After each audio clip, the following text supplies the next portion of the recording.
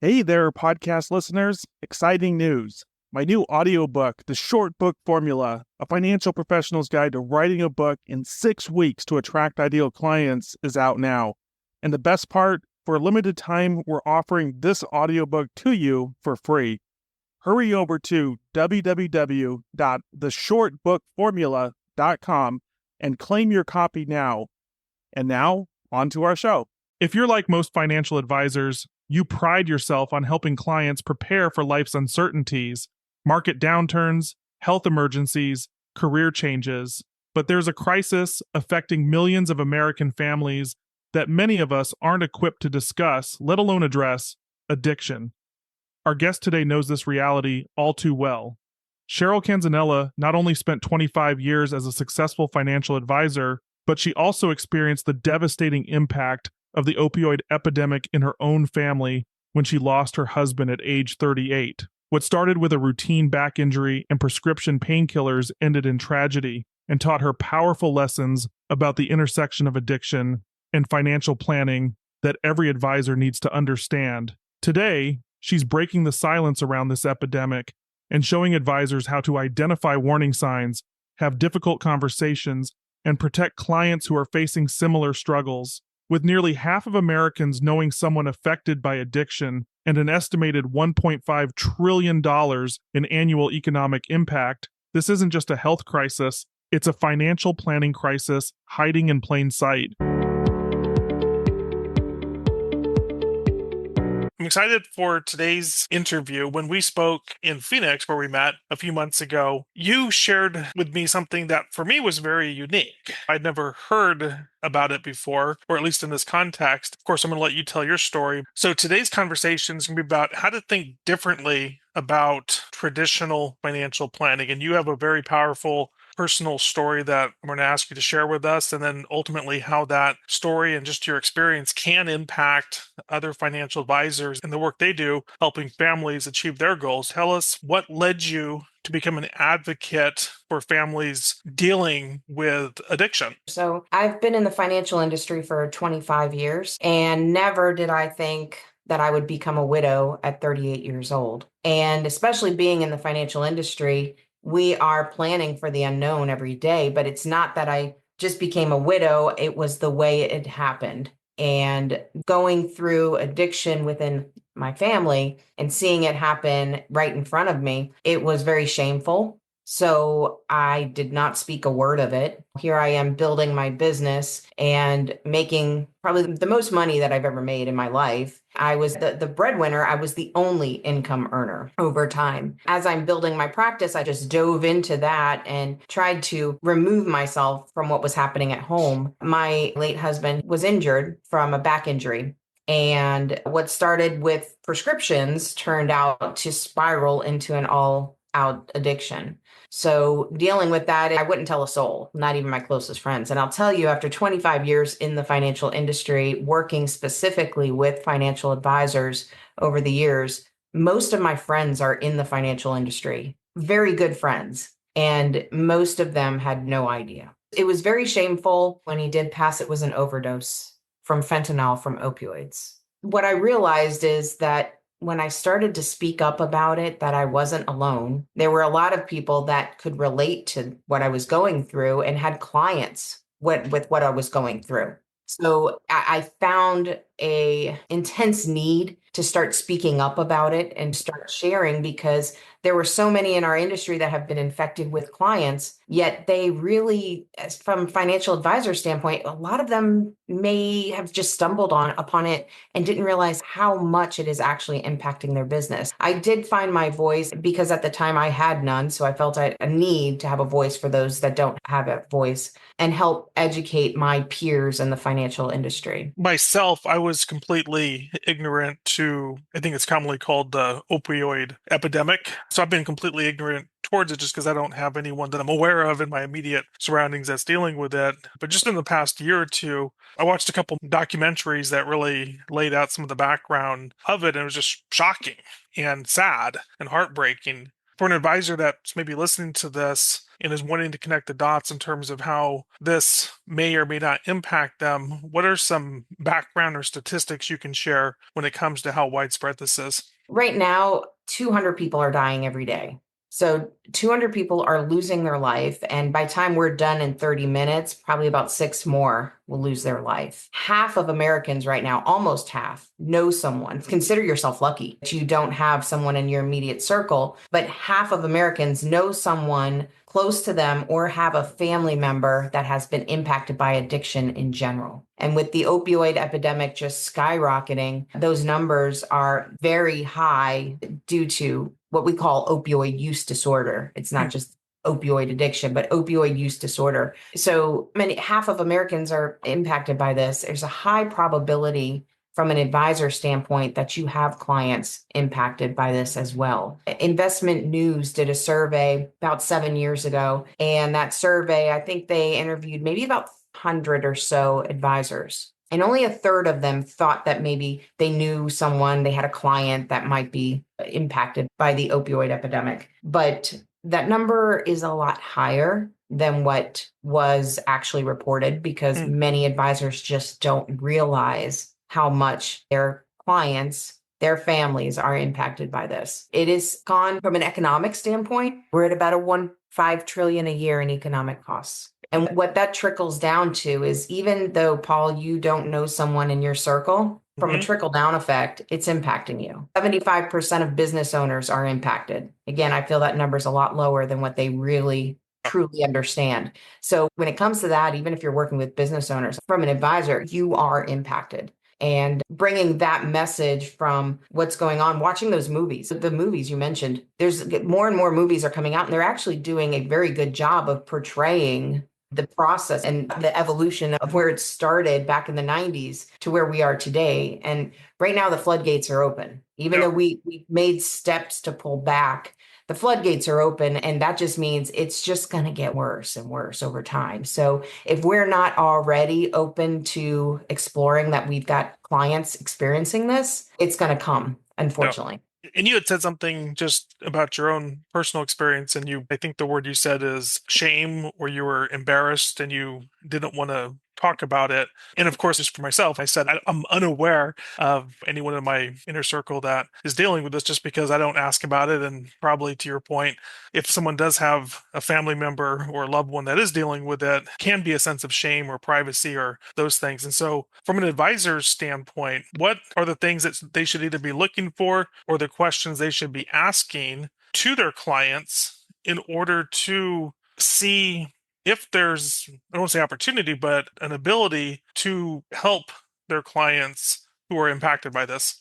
Sure. So there's a lot of moving parts here because it's not only the shame that keeps your clients from sharing this, it's also they could be in denial. And I've been in both. So I was in complete denial that we were even going through a problem. So why would I admit to something like that? And then you've got the parent who might feel that they're a failure for going through this. And that is absolutely not the case, but that is the true reality. And then you've got the third thing is, why would I tell my financial advisor? It has nothing to do with them. But once you do see some of those red flags, yeah, I'll share some of those as well. But you might want to have a conversation, not necessarily addressing it with them direct. And there's a couple of different ways you could go about this, whether or not it's making it part of your fact finder. When you're sitting down, finding out information, just say, hey, I just want you to know, here's why I'm going to ask questions for this. And here's where we can help you financially. And of course, you can always bring in outside resources from that point, but they need to know why. You might need some liquidity. You might need to access money quickly. We don't want you to incur penalties or taxes, or there might be a better way or direction to access money, or you might want to set up a will, proper language in your trust. There's a lot of different things on just that fact finding part. You lay the groundwork, like, look, we're going to ask questions, and don't worry, this is an anonymity. We won't share this. This is private. This is a judgment-free zone.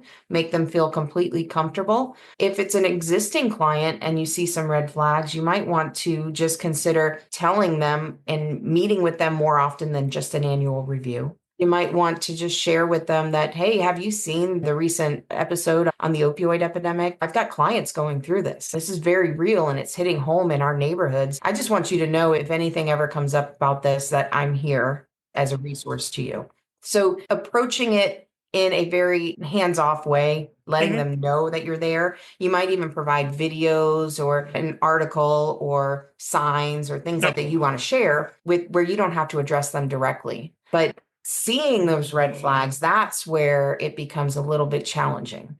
Just like we have a responsibility to help maybe seniors that might be going through issues, and we have certain steps to take to help our seniors if we see red flags of someone being manipulated or going through issues, that we should handle this the same way. The families could be manipulated by their own family members. So if we see liquidation of assets, if we see changes of beneficiaries, all of those red flags, those typical red flags, are ways to keep your eyes open and just consider, but also think about reading between the lines. What happens when a client just stops talking about their son or daughter, or they breeze over them? They just don't want to talk about it. They don't want to say, oh, they're going to college and getting married. They don't exist anymore. That might be a red flag. How many of your clients are grandparents starting their life in retirement, now have a new grandbaby they have to take care of, or a grandchild? Talk about putting a dent in the whole retirement plan with expenses. So that may not necessarily mean addiction in the family, but it could be a sign. And those are big signs. Reading between the lines and trying to see, is debt rising, expense shooting through the roof? Are they now having to unexpectedly move? There's a lot of different red flags that could come about. It's just a matter of, are you open to seeing them and then taking action, like asking those questions? One of the things I remember you sharing or telling me when we met in Phoenix was, and I'm going to butcher this, so correct me if I'm wrong, but essentially, when you have a loved one that's going through this, you would spend any amounts of money to help them, right? You would go into debt, and I'm just extrapolating here, but you would liquidate your 401k. You would do all these different things to help them because this is a loved one and you want to do anything to help them. So the question I have is, what impact can a financial advisor have other than being maybe a sounding board? But if at the end of the day, someone is going to make decisions that may not be in their own financial interest, but they're going to do it because they have a loved one that they want to help, no matter what impact can a financial advisor make? Yeah, it's a good point. If you're not going to stop someone from trying to save the life of their loved one, I personally met someone who lost her son around the same time that my late husband passed away. I don't know her financial situation. She told me she spent about $100,000 trying to help save him. I don't know if that's a lot of money for her. That would be a lot of money for me personally. I can tell you that. I can also tell you that she would spend that and more if her son was alive here today. So you're not going to stop that. However, you could educate them. Like I said before, direct them on how to access the right type of funds. Let me tell you, you're not thinking clearly. You're making very cloudy and irrational financial decisions. So maybe you can direct them on how to access money. Maybe you can help direct them and educate them on how long it's going to take to rebuild those assets and how little time they have to rebuild and how to replenish them and how long that's going to take. They might think twice. It's not really up to you to decide whether or not they spend their money on saving a loved one, but you should have some input, maybe help them to make more sound financial decisions. There's no way to tell. Some people might just be a one-time thing. Some people, it might be an ongoing thing. And just the ability to give them advice would mean so much at a time when their life is in chaos. It's not just spending money on things like rehab and the drugs itself or the theft involved. It's things like just spending more on DoorDash. It's spending more on things that you would not typically do. If your items in your home are being pawned, going to a pawn shop and having to get irreplaceable heirlooms out of the pawn shop. It's expenses that you're just not thinking of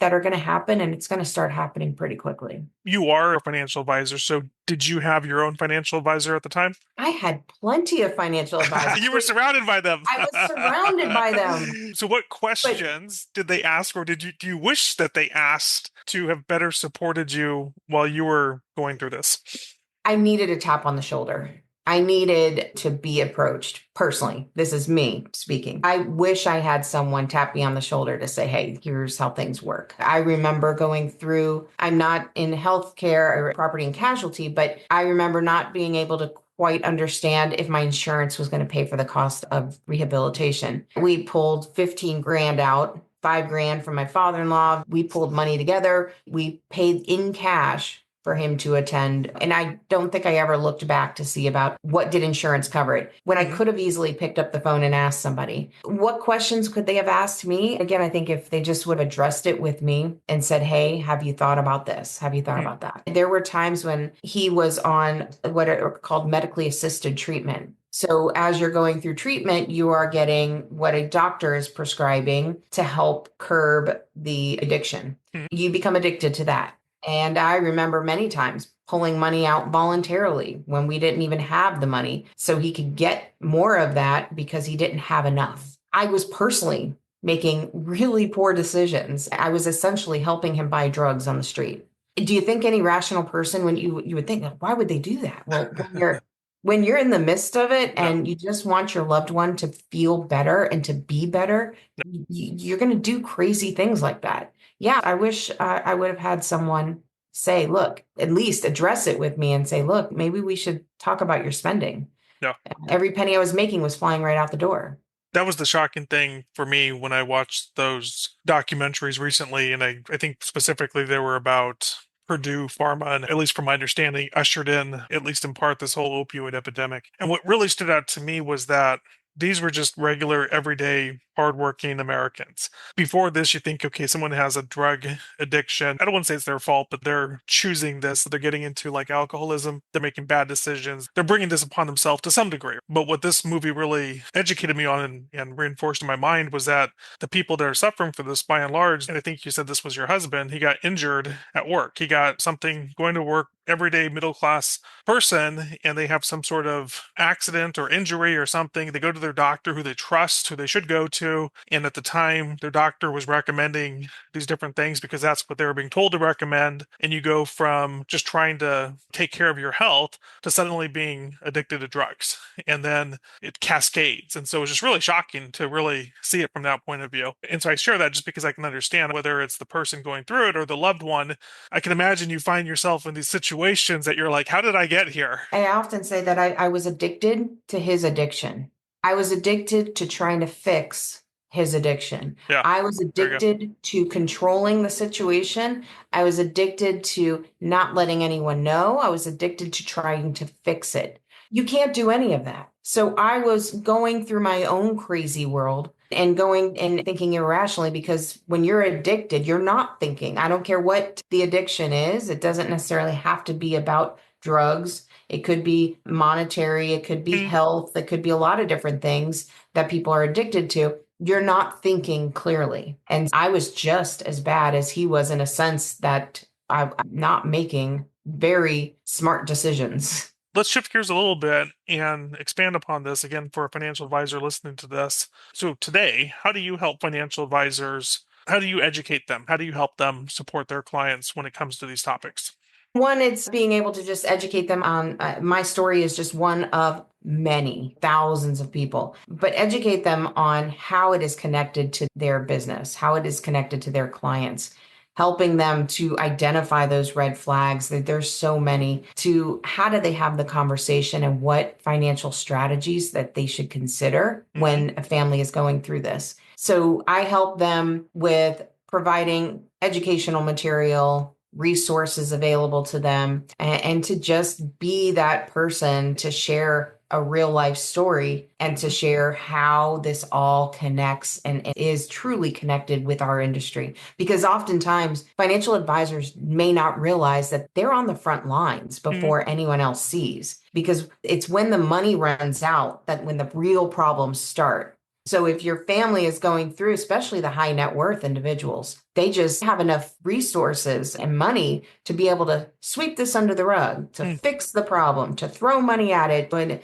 if there's legal issues, and they can just make it go away because they have the funding, or they have enough money to spend on getting help, and they don't have to worry about going to work and keeping lights on and food on the table. So if there are individuals that need help and they run out of money, that's when the issues start. So it's not just about helping clients that are already going through, it's just identifying beforehand. So being able to help with those resources and to help make that connection, that it's not just like you said, people out living in the streets and abandoned buildings and begging for money on the side of the road, that, oh, wait, this does happen to the wealthy. This happens to the rich and famous. So if it happens to the rich and famous that have all the access to and availability to the top places to get them help, and they have the money to be able to spend on it, and then you've got the people that are destitute, what about all the people in between these Yeah. two stereotypes? And that's where the connection comes in. And that's my goal, to educate them that they are impacted and you do have access to resources because you are on the front lines. I know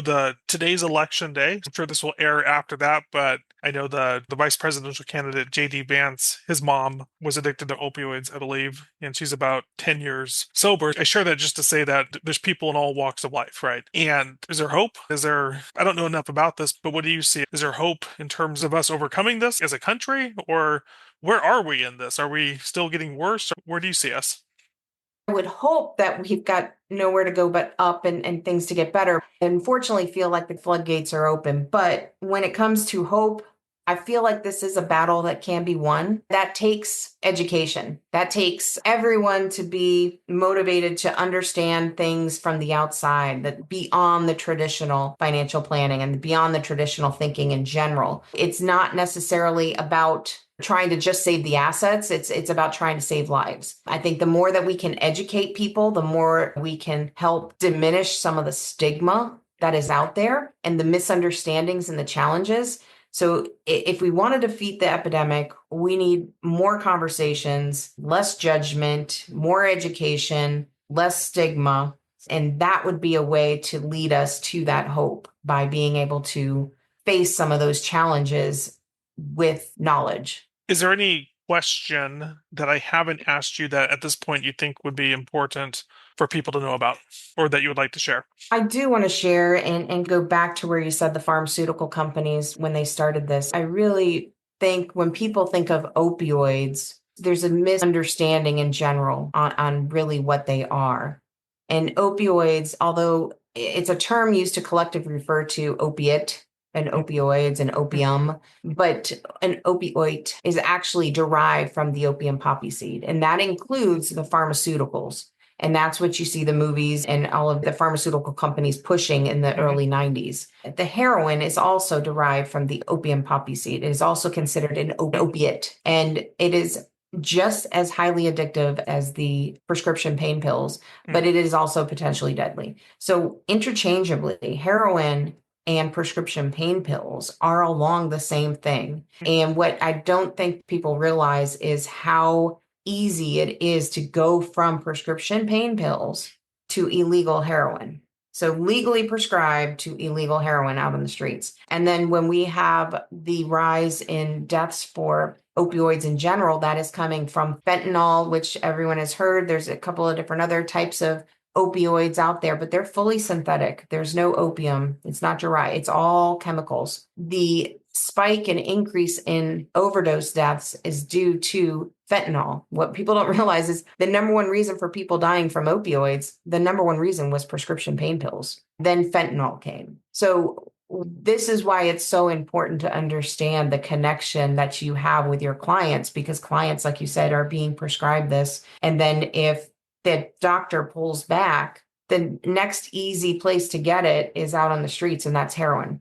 I would say that would be something I'd like to share and make sure people are aware. And I think the movies do try to share that progression, but there's a lot of good movies out there on that. Yeah, I watched a couple just recently about the Purdue Pharma, and I think one had Matthew Broderick in it. I forget the title of it at this point. But that's what was infuriating, at least from watching the movie, and I'm just going to assume it was mostly accurate. I'm sure there's some license taken here and there. But you go from, at least in the movie, you go from the doctor essentially pushing it and saying, hey, this is I don't want to say a miracle cure, but this is a miracle drug and it's going to help you with your pain. And they're prescribing it. And of course, the pharmaceutical companies saying, oh, give them more for purpose of sales. And of course, they get hooked. And then the doctor comes in and says, okay, I can't prescribe anymore. I have to pull back. And now you've just created an addict and you're not willing to own up to your responsibility in it. And so, just to build off of what you were saying, and just from my limited understanding, so now you're like, what do I do? My doctor essentially got me addicted, and now he's not prescribing, and now I need this. And so, what do? And that's where you end up on the street buying some illegal version of it. But it's not like that's where you started, right? You weren't trying to go out and party, because in my mind that's like, I'll use the word junkie. You think they're just trying to party and they're not taking responsibility for life. But this is completely different. This is your everyday person goes to work, gets injured or something like that, goes to Yep. their doctor, looks for help, gets recommended this, gets addicted because of that recommendation, gets the rug pulled out from underneath them, and now they're stuck. And that is just infuriating. Yeah. And that's one of the reasons why it's so important for companies to also, in the financial industry, to be aware of this and to educate their advisors, because they're actually putting themselves in a legal and liability. Because are you really doing what's in the best? Do you really know your client if you're not asking the questions, right? Addiction is uncomfortable to talk about it. There's special needs and there's special considerations that have to be taken care of. If you don't truly know what your clients are going through, that's a breakdown in your ability to really provide what's in the best interest of your clients. There's a reason why 60 to 70% of like intergenerational wealth transfers fail. There's a breakdown of trust and communication within the family. Addiction can be a huge impact to that statistic. And that's why it's so important to talk about it. And from a company perspective, it's so important for companies to at least educate their advisors or provide education so they are at least aware of some of these, and they could maybe make a shift or be able to ask the right questions, or just simply give third-party resources to local people. We build strategic alliances with CPAs, estate planning attorneys, long-term care facilities. Do we have connections with local rehabilitation or counselors or therapists or debt counselors? So there's so many things that we could just provide as a resource, just refer them when they don't know where to turn.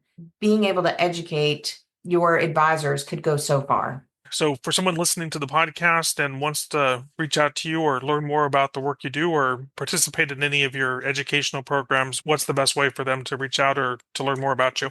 You can simply put in my name, CherylCanzanella.com, or my actual website is Opioid Financial Awareness. And we'll link to that in the show notes. I've enjoyed the conversation. This has been informative for me, and I hope so for our audience as well. Thank you for taking the time to be with us today. Thanks, Paul.